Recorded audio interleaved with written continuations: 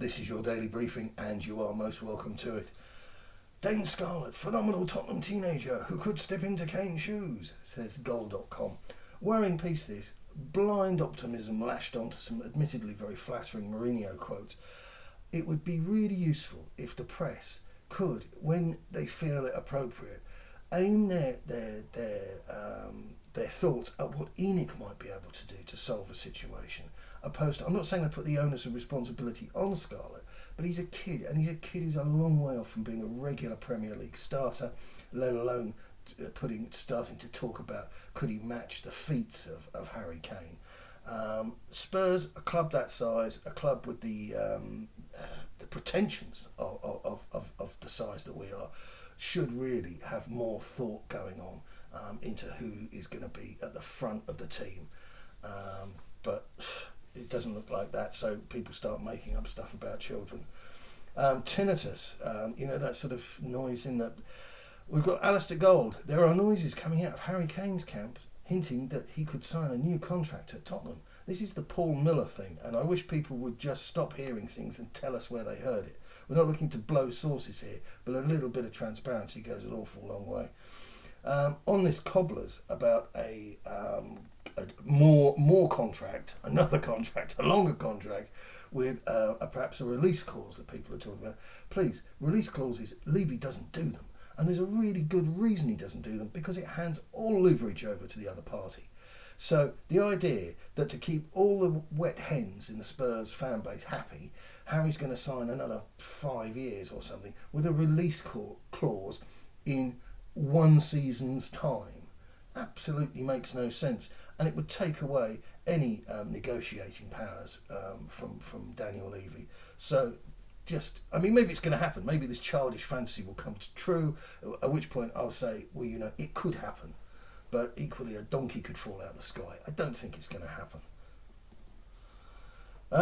Dan Kilpatrick, more noises. There were noises that Tanguy Dembele came back to pre-season carrying a bit of weight. There's an inference from the Daily Mail that he could be sulking after allegedly he's fit, but hasn't been selected for any of the pre-season activity. A riddle wrapped in an enigma inside a flaky all butter pastry. I think that's about as the depth of analysis we can give this. He's 65 million quid and Spurs can't get a tune out of him. That's a massive concern.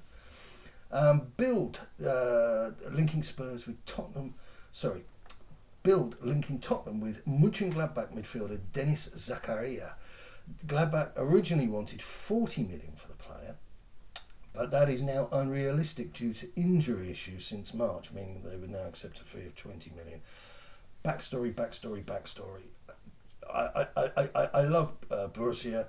I have nothing but affection for that club, but half price because one of his legs has fallen off. Just walk away. Why is it even on the radar? Fabrizio Romano. City are very confident they complete the Kane deal if Spurs are willing to renegotiate. City are prepared to offer more than the original £100 million bid or cash plus either Jesus or Laporte. Spurs previously declined. Man City really pushing for Kane.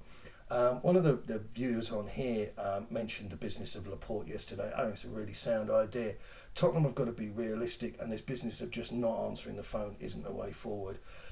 As I suggested yesterday, you need to have a catalyst in every single transfer, and at the moment this deal doesn't have one.